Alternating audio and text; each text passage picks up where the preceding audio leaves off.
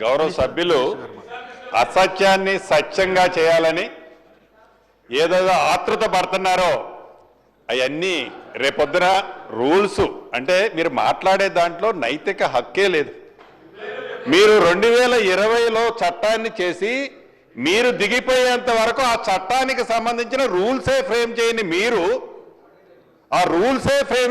మీరు భూభారత్ని మేము 2025 జనవరి 4వ తారీఖున చట్టం తీసుకొచ్చి రూల్స్ ఫ్రేమ్ చేసి పెడుతున్న మమ్మల్ని ఏదైతే మీరు మాకు చూపిస్తుంటే అసలు మిమ్మల్ని ఎలా ప్రజలు అర్థం చేసుకుంటారో మీరు అర్థం చేసుకోవట్లే.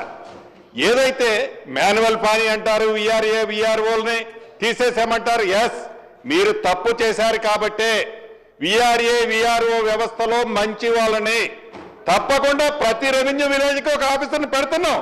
బేఫిగర్గా చెప్తున్నాం, చట్టంలోనే కాదు, ప్రజలు అడుగుతున్నారు, కోరుకుంటున్నారు. అనేక సందర్భాల్లో చెప్పినాం.